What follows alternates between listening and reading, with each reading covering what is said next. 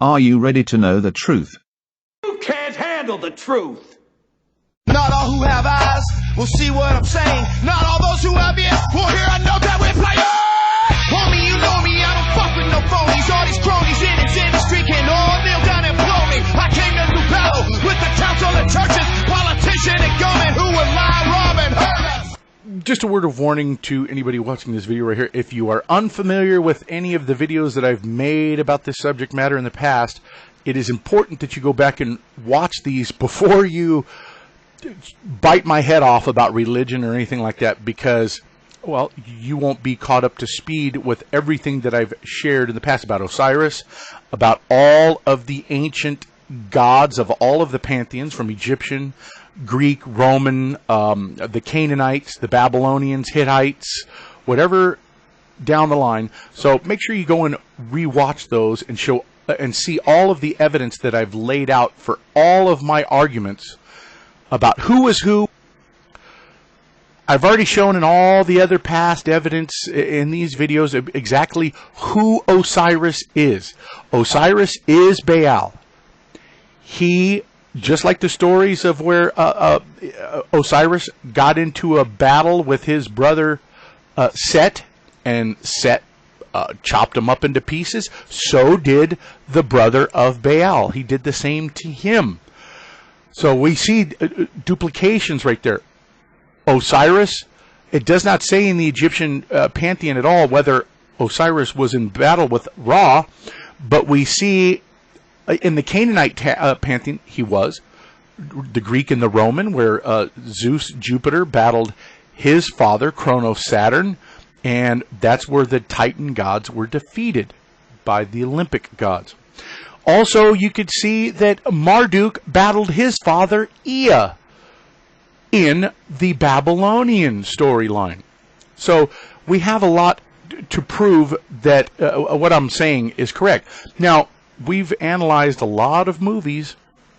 I've shown Superman, how there is a lot of little nuggets in the movie right there that link the movie Transformers together. And they also link I, Pet, Goat 2 together. And you can see that in the movie, the video right here, Osiris Hoover Dam, Biblical Proof of the Rh negative blood type. So, are we going to be talking about the Rh negative blood again here? And yes, we are. Are we going to be showing you more links in movies? Yes, we are. This one you're going to find very interesting because it links back to this video that I put up right here. So in this video that a lot of people didn't get to see, I pointed out about the dust, the gypsum dust that from the Gothard tunnel ceremony. That's a ritual that linked to the Titan gods. Here's a movie by John Carpenter that's not spoken of so much, but it has a lot of nuggets in there as well. Now, what is the movie about? The movie is about a chamber that is under this church, and there is like this evil, or Satan is in there, or the child of Satan, whatever, Satan's offspring. And it starts coming to life. It starts, awakening, whatever the case is, and starts going. There's earth changes. There's like these geological changes going on. You can see where people are looking up at the sun, and they're seeing something next to the sun, just like what we're talking about here lately, right? We're talking about, can we see something close to the sun? Wow, did John Carpenter know something? Also, watch the movie Prince of Darkness. There are a lot of other nuggets in there that will give you the sense that it is almost like the Gothard tunnel ritual is being played out in the movie, where zombies are walking around being zombified by the changes that are coming, just like in that ritual in Switzerland. But what we want to focus in on is this particular piece right here, because in this video that I created, I titled it Mark of Cain. So here in this movie, this female right here has a mark on her arm, and this is what this lady says exactly. This mark and it is a cross right here. And, well, it's got this little hook right here. There you see that Osiris, this serves some kind of purpose, wouldn't you think? And I've already shown you where exactly you can see this at on the Chi-Rho of Abraxas. And I've shown that the Abraxas that is worshipped by a lot of these secret societies is none other than Osiris himself. That's why we're seeing a lot of corporations out there like Procter & Gamble that are secretly putting little clues out there exactly who they are worshiping. Take a look at the Part2 product, and you can see that the number 24 is right there in the Part2. But not just any 24, it is the symbol for the planet Jupiter. Jupiter is Zeus. Zeus and Jupiter is Osiris. They are worshiping Osiris. That's why you're seeing so much of this Osiris stuff out there. But anyway, you can see here is this hook and flail. God, I don't know why I want to keep calling it that. But it's right here. And right here in the video, you can see there is that hook. There's the cross. Now remember, I just told you that Osiris and Abraxas are one and the same, right? Okay.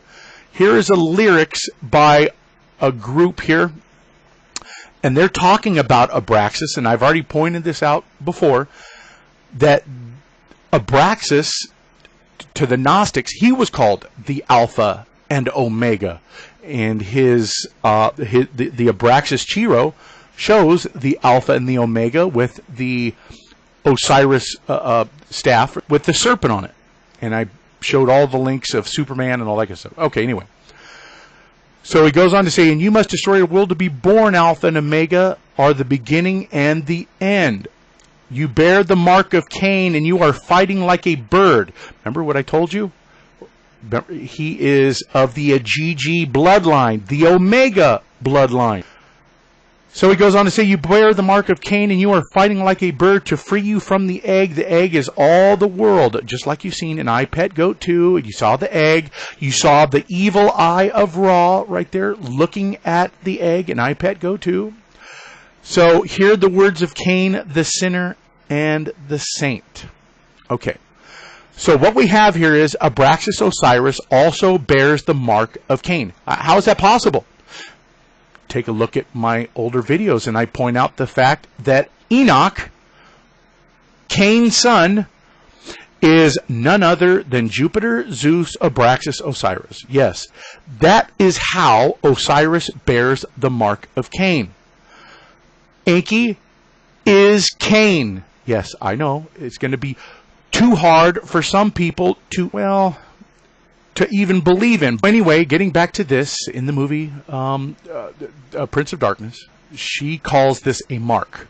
Anyway, so it's in the form of an X right here. So the letter Tav in Hebrew means mark, sign, signal, or monument. That's what this meaning is. Mark. Okay, remember, a mark was put upon Cain, so lest anyone finding him should kill him. Now, what do you think that mark may have been? 2 crossed sticks. Remember this. 2 crossed sticks. Because we are going to be going into a movie that is, well, it's going to be very, very revealing. So you guys are all familiar with Roland Emmerich. If you guys are unfamiliar, German, created a studio, or created a production company, or whatever it is, back in like 1980s. And some of his movies are, well, Stargate, Independence Day, a few others right here, as you can see, Independence Day and Stargate. So there's a reason why I'm telling you all this here. This right here, I don't know how accurate the information here is. John Huston was a pedophile rapist, and not the only child rapist director in Hollywood. Of course, you guys all remember Roman Polanski and that story. Talk about satanic underpinnings. I catered a party at Roland Emmerich's home, and, well, talk about Illuminati and Freemasonry symbolism everywhere. It was creepy as hell. So, True? Not true? Well, so everything that we know about Enki, and I've pointed out the fact that he is indeed Ra, that he is El. Let us take a look at this movie right here, Stargate, once again, by Mr. Roland Emmerich. And what we see here is that, interestingly enough, Mr. Kurt Russell says that I am stuck here on Planet X with a dweeb. Now, who said anything about this being Planet X that they were allegedly on? Interesting, isn't it? Why would he say Planet X? How did Planet X get its name? What exactly is the mark of Cain? What exactly does the X represent? Now, some would say that, well, the Planet X is because it was the 10th planet, right? You know, Planet X. I don't believe that's the case. So, this right here, another thing that they point out to us is this. Of course, I've said that whenever you watch a movie and you see the cameraman zeroing in on something, well, it's a clue. They're trying to point it out to you. All you have to do is open your eyes. Well, that's why the whole intro is, you know, for those who have eyes to see or ears to hear, this camera is pointing in right to the fact that this is a goat right here. How is a goat associated with Ra? How is it?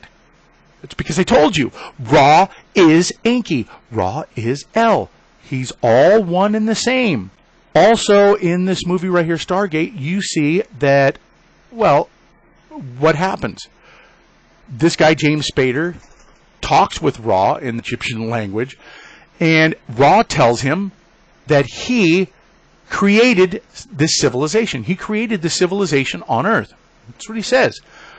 Also, what else is said?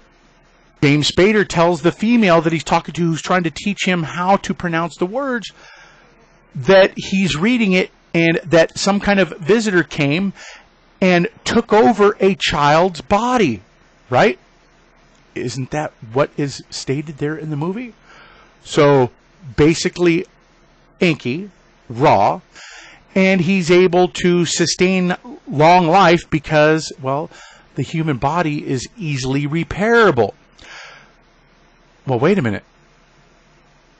How is what you see in this movie right here exactly what you're seeing in the movie X-Men Apocalypse?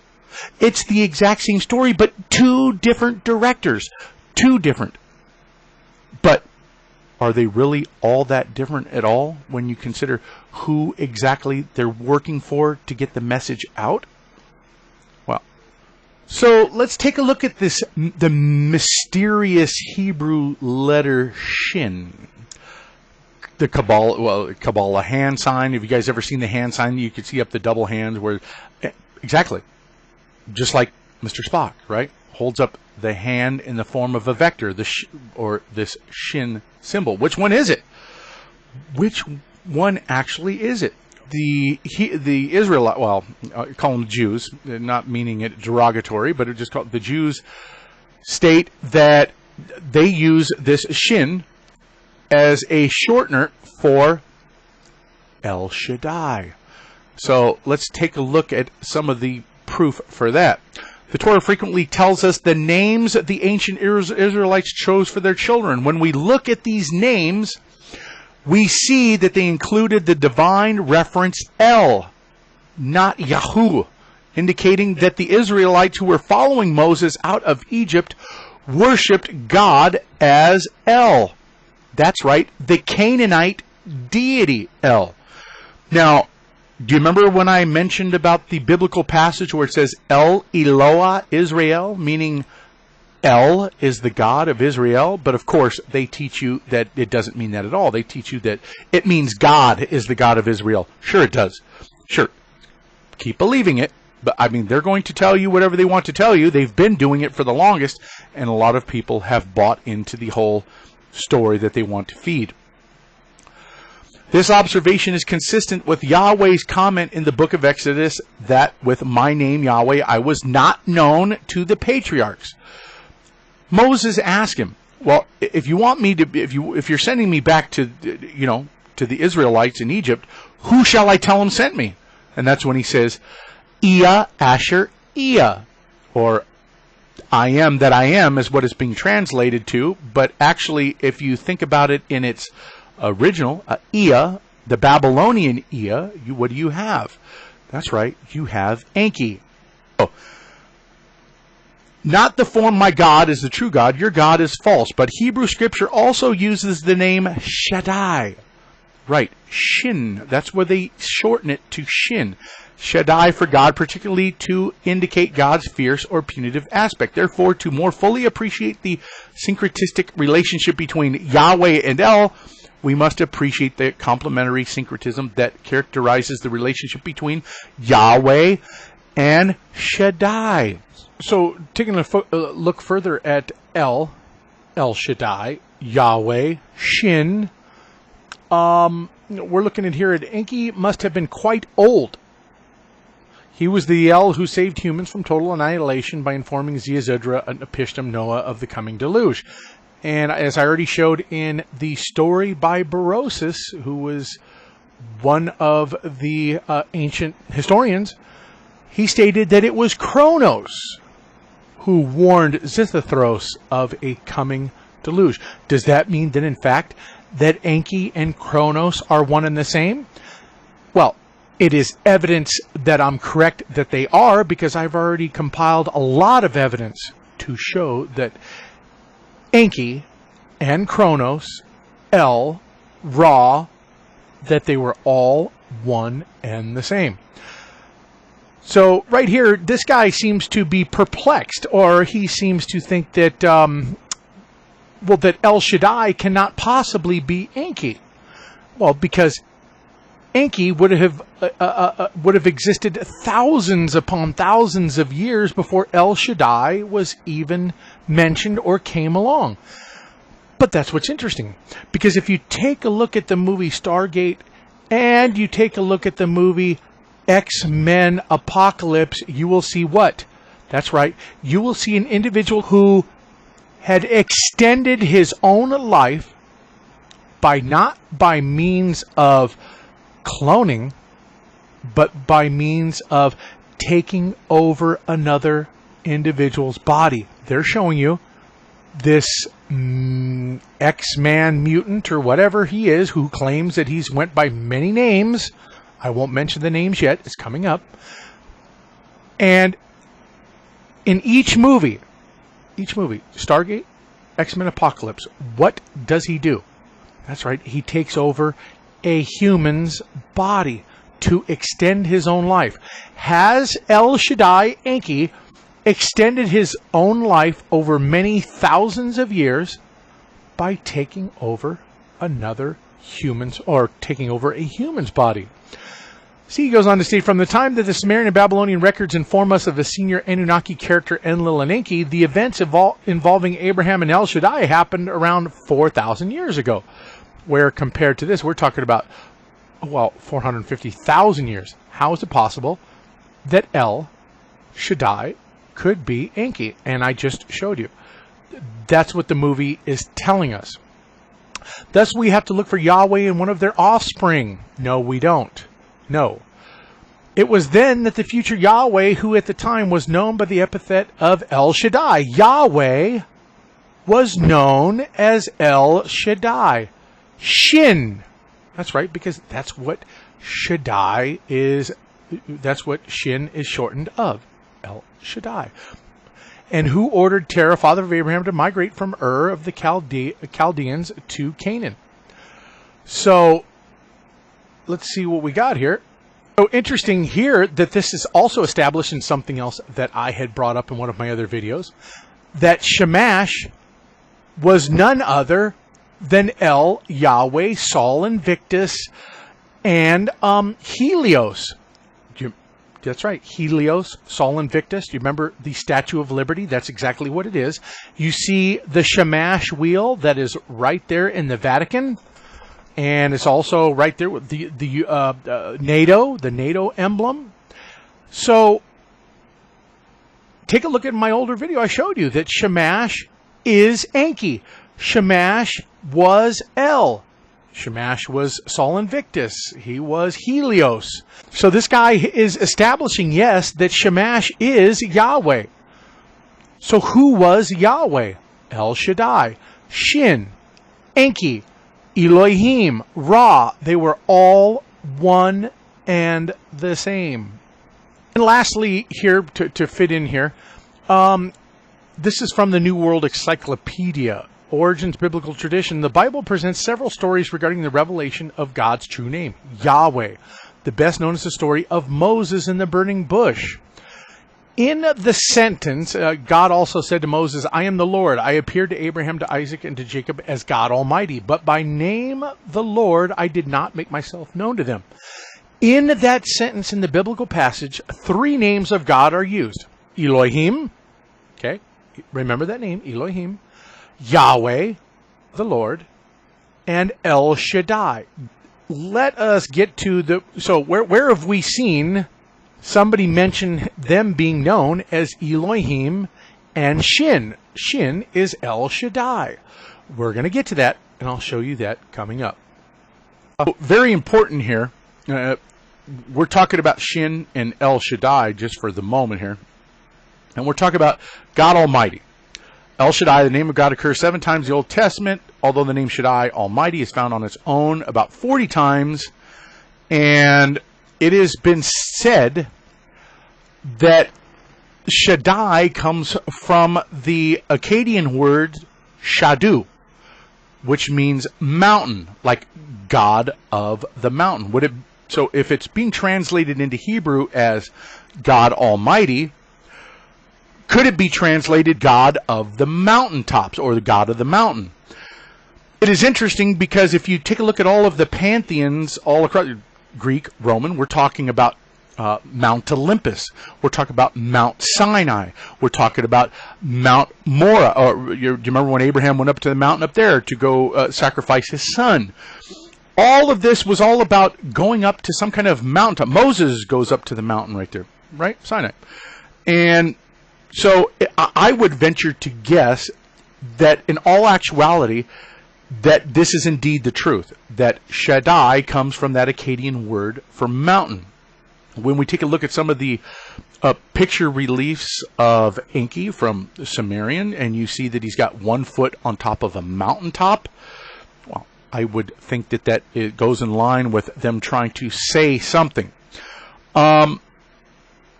So to put an exclamation point on all of this, some rabbis saw an acrostic in the Hebrew letters that make up the name Shin, Dalet, Yod, standing for Shomer, is indeed the one who watches the doors of Israel. A simple Hebrew letter Shin is found on the Jewish mezuzah that many Jews attach to their doorpost. What does the letter Shin stand for? It stands for Shaddai, as in El Shaddai.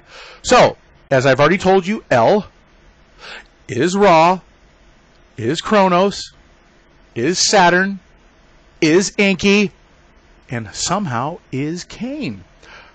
But how is he Cain exactly? So keep in mind of what Roland Emmerich pointed out in the movie Stargate, that it was Ra, Enki, Saturn, Kronos, who took over a young boy's body. That's what he says, right?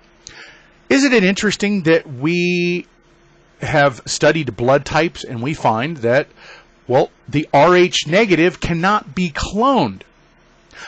But it seems that there is, well, some reference here showing us not only in Stargate, but in this movie X-Men. Yes, remember we were talking about the cross, the X? Do you remember the crossed sticks? Well, take a look at what we're going to see in this movie here, X-Men Apocalypse, and it may just help you to understand just a little bit more. But, so what do you see in the movie Stargate? He uploads his body or his what do I want to say? His conscious. What does he upload up into the young boy in Stargate? He takes over his body. It's exactly the same thing that what this guy here in X-Men Apocalypse is showing you that this guy does right here. And let's see if we can get this to go. Right there. So as you can see in the very beginning here, this guy is laying down. He's getting ready to rejuvenate himself. Kind of like a resurrect himself, so to speak, if you will. So is this the whole thing that we're talking about, where Rh negative cannot be cloned? Well, he doesn't seem to clone himself or have himself cloned to rejuvenate himself. We see that he gets old, and that has been one of the questions that has kind of mystified some of the scholars over time. And that is, how could Yahweh actually be one of these gods who had existed for hundreds of thousands of years? Well, if you're looking at this right here and you seeing the clues that they're giving us, well, these gods know of a way to rejuvenate themselves, like taking over another human's body, sort of like possession, if you will. So this guy does this right here and rejuvenates himself. But who does this guy claim to be? That's what we need to see. Now, listen, he's getting ready to be asked by his son. Yes, that's right, his son. Believe it or not, because that's exactly what he says. And take it as literally. And here's what he says. Who are you? Elohim, Shin, Ra. Ha-ha! So he says, I have been known by many names over many lifetimes. I have been known as Elohim. I've been known as Ra. And I have been known as Shin. Not the Japanese. No. We are talking about Shin. The Hebrew used that as their name for El Shaddai. Yes, El Shaddai was Yahweh. El Shaddai is Enki. Remember when I told you in one of my earlier videos, I said Moses went up there to the top of the mountain and he says, who shall I tell him sent me? And he tells him, Ea Asher Ea. Yeah, exactly. Tell him Enki sent you. Basically. But they have been telling you that it's I am that I am. That's what they tell you that it means. Well, this guy is pointing out to the fact right here that Shin, El Shaddai, is this guy right here. But he's also Ra. Isn't that what I've been saying the whole time? Haven't I been saying that Enki is Ra, is Kronos, is Saturn, is El, Elohim? Yes. So one and the same. So if this guy here claims that this guy is his son, who is this? Okay, well, let's take a look. Go to the movie. I'm not going to be able to play it all for you, or they're going to probably hit it. But right here, he says, I have been here to spark the flames of civilization, of mankind. Also, in this movie here, just like in Stargate, where Stargate tells you that Ra claims to the dude, I started your civilization. This guy is saying the exact same thing here. Just like in Stargate, where Ra takes over the young boy's body, you are seeing that at the beginning of the movie here. He takes over a young man's body. That is exactly how these gods have been living for the longest, or at least one of them. At least one of them. Enki, that is exactly how he became Cain. I do believe that that's exactly what they're pointing out. Let's see what else here. Okay, so throughout the movie, this guy right here, he's going around collecting individuals who are going to help him carry out the destruction of mankind or civilization, because he says basically he created it and he's going to put an end to it. And well, since his absence, everything has went wrong. Well, I guess whatever. So here is what he says to this guy right here. I was not there for you, my son. He says, I was not there for you, my son. Yeah. He's specifically looking for this guy right here. Magneto. Mr. Magneto right here. Does he give us any kind of clues who he really is? If this guy right here is El Shaddai, if he is Elohim, Ra, Enki, as I pointed out, Enki. Just like in the movie Stargate, where Ra, Enki, the goat, they showed you all of that, if they are one and the same. Well, let's take a look and see what they show us here. If you, of course, like I said, I won't be able to play it, all of it, but if you take a look, when he puts his hand down to the ground, because he tells him he has the power to move the earth itself, and you take a look at the infinity symbol right here, starts materializing right here. And we know this is the infinity symbol because they show us later on in the movie again where he is bringing all these metals and all this stuff when he is starting his destruction, that it is in the form of this infinity symbol as well. Where did we see the infinity symbol related to Osiris Abraxas? On the Hoover Dam with the Freightliner truck. Do you remember? There was the infinity symbol right there. The infinity symbol is right there on Osiris's head with the serpent right over it. So yes, this can be only one person. But how do we know that Mr. Magneto is actually who I'm going to claim him to be? Osiris Abraxas. Now, just to take a quick break off of, because I put it in the video this way like a retard. So this right here is, and now I haven't watched all of this movie either, so bear with me in case I may have gotten some of this incorrect. But in Independence Day, Roland Emmerich, who is the guy behind that movie and the original Independence Day, there was a species that came and attacked Earth. Now, according to what I've seen in the very beginning of this movie right here, is that they claim that there's a second species that came along here. And if you take a look at Independence Day 2 Resurgence, and you're going to see that, well, they're seeing this emblem or this sign right here that people have been, seeing. And if you will take a look at this right here, what do you see right here in the middle of the page, right? Which way?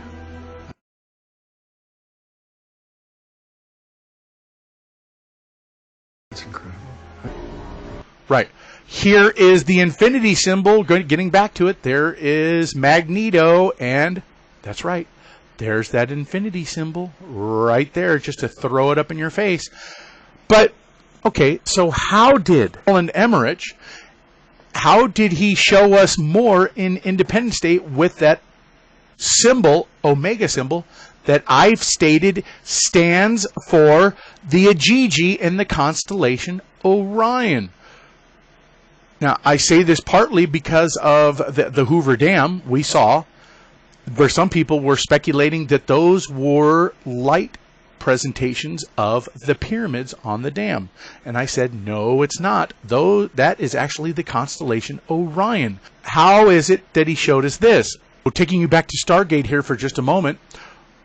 If you take a look, that James Spader can't seem to break the meaning of the emblem that he's seeing, and he happens to look at the paper here,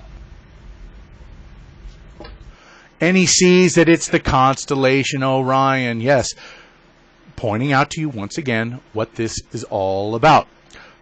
So, into James Spader's words here. He realized within a human body he had a chance for a new life. Just like you saw in, and two different directors, I might add, two different creators there.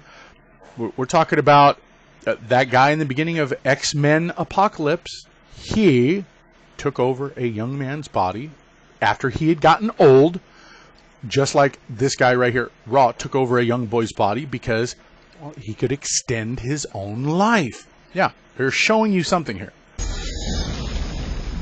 Ra took him and possessed his body like some kind of a parasite looking for a host. Right. Take a look at the movie again. Prince of Darkness. The female was possessed, a mark of Cain, or that's what I want to call it. The mark of Cain was placed upon her. So let's take a look at this for what it is. Is it in fact that the mark of Cain, lest anybody finding him should kill him, was actually Enki taking over Cain's body. Is that what it was? This is what they're telling us in 2 different movies. Is that a possibility? Taking a look at scientifically and medically today, if we are finding the fact that we have 3 different blood types on this earth, that doesn't make any sense, does it? We're talking about the same species. We're talking about humans. If we go take a look, if we draw the blood of a dog or whatever, another animal, are they going to have 3 different blood types, right? So I do believe that the A and the B, or at least the A who they know who they are, do not mix, and that's why, well, at least the royals anyway, and that's why it is such a rarity. So, it's just my opinion. So where does the negative blood type come from? And I've talked about this in a biblical sense, that there were actually 2 events in the Bible that we can trace this Rh negative 2. Now, according to the biblical passage about Samson, it appears that there was no kind of sexual relation between his mother and the father. She was visited by some kind of deity type being, and all of a sudden she was having a son who had long hair and was really strong. Now, do we see that exact same thing happen when it comes to the Jews and Abraham? Abraham was visited by 3 individuals. Sarah was impregnated, and she even laughed and said, oh, well, basically she was saying that me and the old man right here, we don't even have sex anymore, we're so old. And one of the guys there stated that, hey, nothing's too hard for the Lord, and she became pregnant. So, was, in fact, the beginning of the Rh negative blood type right there? I do believe that's the case when I take a look at this TV show right here.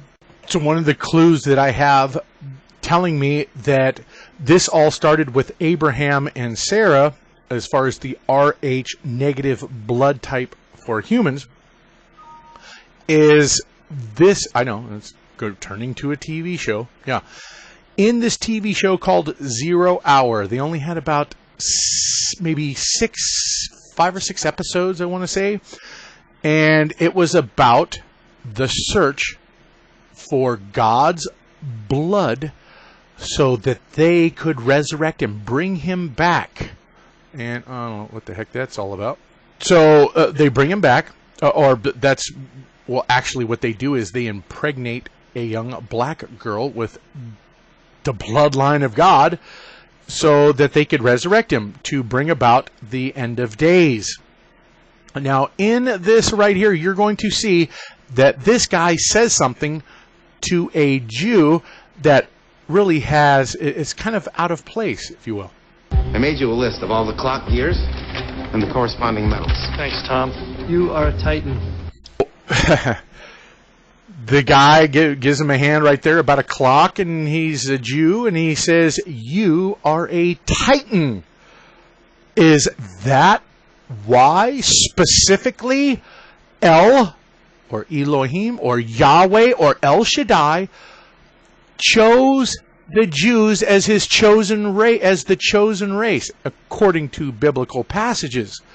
Is it because he was specifically had a hand in fathering the Israelites, so to speak? Well, I think that's the case. I think that's exactly what it is, and I do believe that's where the Rh negative blood type comes from. As I stated, there is another instance in the Bible where we're talking about Samson and how he had superhuman strength. But did the Israelites in the beginning have some kind of superhuman strength like Samson, so to speak, that would indicate that they were the originators, or where that Rh negative started? Now, it is interesting that we will have a debate right here, probably in the comment section, about this book, the Book of Jasher. It is interesting that if you read your Bible very carefully, that there are several books that are mentioned, but, well, they're either no longer extant, meaning that they no longer exist because they've disappeared, or whatever the case may be, but the book of Jasher is mentioned in your Bible, the Old Testament. Is there some clues in the book of Jasher to actually answer some of the things in the Bible that we did not see? Let's take, for instance, this. So Jacob steals the birthright of Esau. Jacob and Esau, right? And when he does this, it is the mother and father who send him away to go to Aram, the other land, to go find a wife. Now, it was customary in those times that you would take it like a dowry, or that you would pay huge amounts of this or that. And his father, Jacob, would have surely been a rich man, or would have had the items to send with him to go and accumulate this wife. But the Bible never tells you that Jacob left with anything. It tells you that Jacob actually had to work 7 years and then another 7 years to be able to get the wives that he had, because he was tricked by Laban. Is that his name? Laban? And he was tricked with the two wives, Leah and Rebekah. Was it Leah and Rebekah? Whatever, you know who I'm talking about. So anyway, he was tricked and he had to work for it. 7 and 7 years, 14.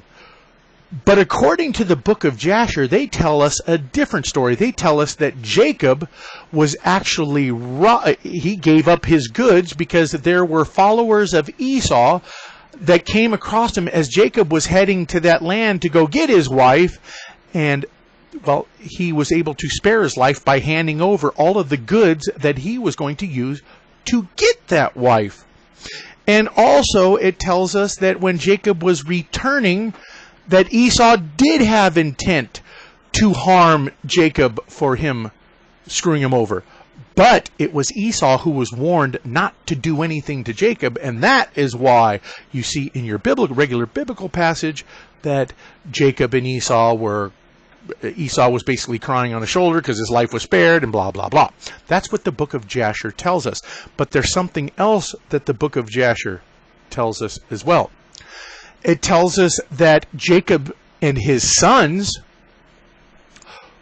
were actually super strong fighting men. When the biblical passages tell you about Shechem and how Dinah, the daughter of Jacob, was raped by the prince of Shechem, that they had told them that if you want to take any of our women as wives, you're going to have to circumcise yourselves. And that is when they did the attack. Well, according to the book of Jasher, it's a different story, that these guys went in there and just started massacring with the sword and everything else. When the sons of Jacob saw the remaining kings had removed from their station, they pursued them, and Jacob also came from the heap of Shechem, from the place where he was standing, and they went after the kings, and they approached them with their servants. And the kings and the captains and the rest of the army, seeing that the sons of Jacob approached them, were afraid for their lives and fled till they reached the city of Chazar. So anyway, you take a look. I'll leave you guys links for the book of Jasher, and you can take a look at this yourself.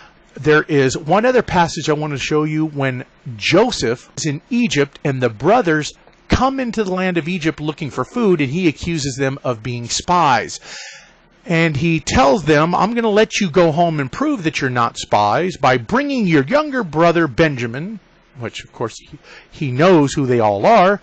He tells them, bring your younger brother here so you can prove to me that you're telling me the truth.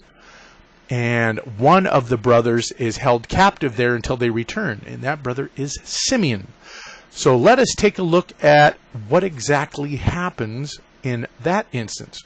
So Joseph is calling for Simeon to be taken into custody, and took Simeon from them and ordered him to be bound. But Simeon, just like earlier in the book of Jasher, him and Levi alone, according to the book of Jasher, read it, you'll see, that it was Simeon and Levi alone that did most of the slaughtering of the men with the sword, because they were super strong individuals, just like Samson when he defeated a lot of the Philistines. So anyway, but Simeon was not willing to be bound. For he was a very powerful man, and they could not bind him. All the mighty men of Egypt could not bound him? Because that's exactly who Joseph called in to do it. 70 of his mighty men. But who was it that was able to, well, to basically strike upon Simeon? None other than Joseph's sons, Manasseh. Joseph called unto his mighty men, and 70 valiant men came before him with drawn swords in their hands, and the sons of Jacob were terrified at them. And so sees this man, and so when they were terrified at the sound of the shriek of Simeon, that they fell upon their faces, and they were greatly afraid and fled. What exactly? A human shriek? What? I don't know. And all the men that were with Joseph fled, for they were greatly afraid for their lives. And only Joseph and his son Manasseh, his son, remained there. And it was Manasseh, the son of Joseph, saw the strength of Simeon, and he was exceedingly pissed off. That's what wrath means. And Manasseh, the son of Joseph, rose up to Simeon, and Manasseh smote Simeon a heavy blow with his fist against the back of his neck. And, well, Simeon was kind of put to whatever. So why am I telling you all of this? Because it is my belief that it is the Hyksos who were indeed the Jews who came into Egypt. They did not go into Egypt as slaves, but they went in as conquerors of Egypt, and they ruled and brought a lot. There's a lot of things in the Egyptian culture that you could see that where you would think, well, wait a minute. Did the Jews get circumcision from the Egyptians, or did the Egyptians get the custom of circumcision from the Jews after they came in as the Hyksos Asiatic king rulers? And I do believe it's the latter. We've already shown in previous videos about the crescent, right? This crescent right here on Magneto's, what's it called right here? I've showed you that Abraxas, Osiris, also, his symbol is the crescent, just like on the Shriner's Fez. Anyway, as you can see, Magneto has the crescent right here on his headgear. And in this movie right here, there's this sun that he didn't even know he had. And this sun right over here, whoever, the one who's got the superhuman speed or super speed, well, who could that possibly be? Well, I'll leave that for you to decide on that, but let us take a look at who this guy really is. Now, right here in X-Men, you see that Magneto throws these two crossed sticks. That's right. See, they would have you believe that X-Men actually, well, it's named after Professor Xavier. Or they would have you believe that it has to do with the X gene. How about, because this guy had come back and, well, he's basically looking for all of these mutants, right? He's like basically looking for his son, Magneto. He's looking for these other mutants. And, well, does the X actually represent the mark? The mark that was put upon Cain. What is that mark? Well, that mark is none other than the gene, the Anunnaki. Well, because it was Enki who took over a human body. And that is the mark of Cain that they're talking about. That's what I believe. Now, is Baal Magneto? That is what we want to know. We just saw that he has that crescent moon, or the crescent on his headgear, right? Well, let's take a look for finally what we have about Mr. Magneto. Here is, according to the Marvel directory, Magneto. His real name is Magnus. Possibly not his real name. Rest of name unrevealed. Right.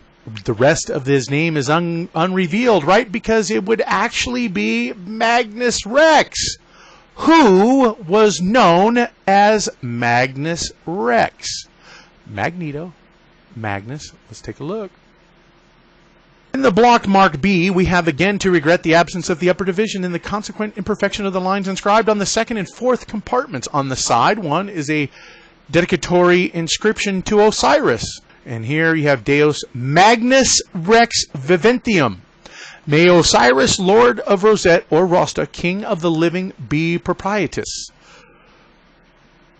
So, Was, in Latin, was he called Magnus Rex? Yes, he was. And we also have, in Plutarch, Osiris is called Magnus Rex Beneficus. Finally, here he says, at the end when he is defeated, he says, all has been revealed. What does he mean? So, I'll leave you guys with that, and thanks everybody.